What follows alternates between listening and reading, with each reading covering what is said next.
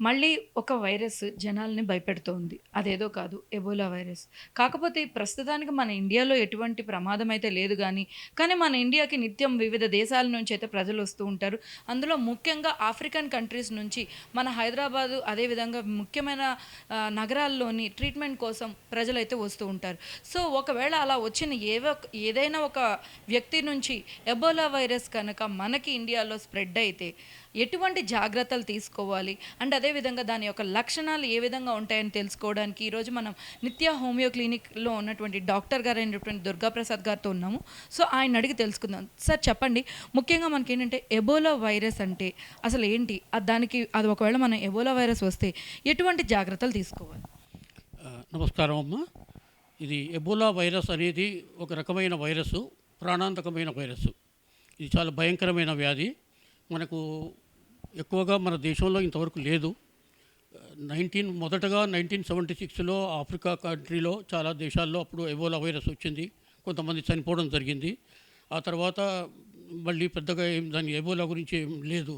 ఈ మధ్యన మళ్ళీ గత నెల రోజులుగా ఎబోలా వైరసు మన ఈ డెమోక్రటిక్ రిపబ్లిక్ కాంగో దేశంలోను మరియు ఉగండాలో, సూడాన్ దేశంలలో ఎబోలా వచ్చి చాలామంది చనిపోతున్నారని చెప్పే వార్తలు వస్తున్నాయి. అయితే మనకు ఇంతవరకు భారతదేశంలో దానికి ప్రమేయం లేదు. ఇంతవరకు ఎక్కడ దాని పోలికలు వచ్చినట్టు కానీ, తర్వాత అక్కడి నుంచి మనకు ట్రాన్స్ఫర్ అయినట్టు కానీ ఏం లేదు.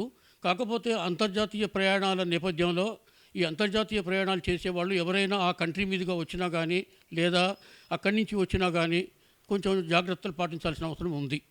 కనీసం ఒక 21 రోజులు వాళ్ళకు క్వారంటైన్ టైం లాగా వాళ్ళతో ఎక్కువగా మనం కాంటాక్ట్లో లేకుండా ఉండటము, వాళ్ళతో ఉండటం మంచిది ముందు జాగ్రత్త చర్యగా. అయితే ఈ ఎబోలా వైరస్ అనేది మనకు మామూలుగా అంటువ్యాధి కాదు, ఒకళ్ళ నుంచి ఒకళ్ళకు వచ్చేది కాదు. ఏమైనా మనిషిలో ఉండే ద్రవాలు ఏవైనా బయటకు వచ్చినప్పుడు ఆ ద్రవాల ద్వారా ఎబోలా సోకిన మనిషి ద్రవాలు మనం తాకినప్పుడు వాటి వల్ల మాత్రమే సంక్రమిస్తుంది. కాబట్టి అంత భయపడాల్సిన అవసరం లేదు. కాకపోతే ముందు మనం జాగ్రత్తగా చర్యలు తీసుకుంటే చాలా మంచిది. కాకపోతే ఏంటంటే ఆ ద్రవాలు డైరెక్ట్గా మనకు అంటుకోకుండా మనకు తాకకుండా చూసుకోవడం ఒకటి. తర్వాత ఈ శవాలను బర్న్ చేసేటప్పుడు కానీ వాటికి ఆ పేషెంటు వాళ్ళు ఎబోలా వచ్చిన వాళ్ళ పేషెంట్ యొక్క శవాలను కాల్చినప్పుడు అక్కడ దగ్గరగా ఉండేవాళ్ళు కొద్దిగా జాగ్రత్తలు తీసుకుంటే సరిపోతుంది.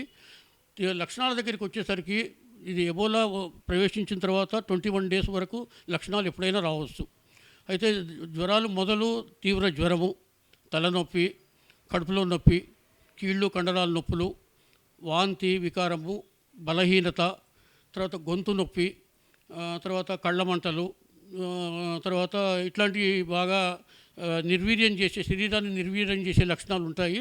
ఒక్కొక్కసారి ఇది ప్రమాదంగా మారితే మాత్రం రక్తస్రావం కూడా జరిగే అవకాశం ఉంది. ఎందుకంటే ఇది రక్తస్రావం వచ్చే జబ్బు అన్నమాట ఈ ఎబోలా అనేది. అంటే కడుపులో మనకు అవయవాల అన్నిటి మీద ప్రభావితం చేసి మూత్రంలో కానీ, తర్వాత మోషన్లో కానీ, తర్వాత వాంతులు అయితే వాంతులలో కానీ రక్తం పడే అవకాశం ఉంది. కాబట్టి రక్తపు వాంతులు, రక్తపు విరోచనాలు, రక్తపు ద్రవాలు ఎప్పుడంతా మనకు కనపడినప్పుడు దాన్ని కొంచెం తగిన జాగ్రత్త తీసుకొని వెంటనే వైద్యుడిని సంప్రదించి తగిన టెస్ట్ చేసుకొని మనం క్వారంటైన్లో ఉండి జాగ్రత్తలు తీసుకుంటే మంచిది. అంటే దీనికి ముఖ్యంగా మనకి ఏ విధమైన చికిత్స ఉంటుంది? అంటే ఇప్పుడు ఇదివరకు అంటే దానికి మెడిసిన్ లేదు, కానీ ఇప్పుడు మెడిసిన్ వచ్చింది అంటున్నారు. సో, ఏ విధమైన చికిత్స ఉంటుంది మ్యాక్సిమం? అంటే ఇప్పుడు మెడిసిన్ వచ్చినా కూడా అది పూర్తిగా అన్ని రకాల వైరస్కు లేదు. ఎబోలాలో 4 రకాల వైరస్లు ఉన్నాయి. కనీసం 3 రకాల వైరస్లు మనకు ఎఫెక్ట్ చూపిస్తాయి మానవ శరీరం మీద. ఒక వైరస్ మాత్రం ప్రభావితం చూపించదు. అయితే ఈ 3 రకాల వైరస్లలో ఒక వైరస్కు మాత్రము మందు కనుక్కున్నారు. అది మోనోక్లోనల్ యాంటీబాడీస్ అని చెప్పేసి అవి ఇంజక్షన్లు వాటికి మందు కనుక్కున్నారు. మిగతావి ఇంకా ఇప్పుడు ట్రయల్స్ దశలో ఉన్నాయి. వాటిని నిశ్చితంగా పరిశీలించి బాగా ఏ రకమైన వైరస్కు ఏ రకమైన ఇంజక్షన్ యాంటీబాడీస్ పనిచేస్తాయి, ఏ రకమైన లక్షణాలు ఉంటే ఏ రకమైన ఇంజక్షన్లు మందులు పనిచేస్తాయి అనేది ఇంకా ధృవీకరించాల్సి ఉంది. అది ఇప్పటికీ ఇంకా పరిశోధన దాంట్లోనే ఉందన్నమాట. మనకేంటంటే మనకి ముఖ్యంగా చూసుకుంటే హైదరాబాద్‌కి ఎక్కువగా మనకు ఆఫ్రికన్ కంట్రీస్ నుంచి చికిత్స కోసం వస్తుంటారు.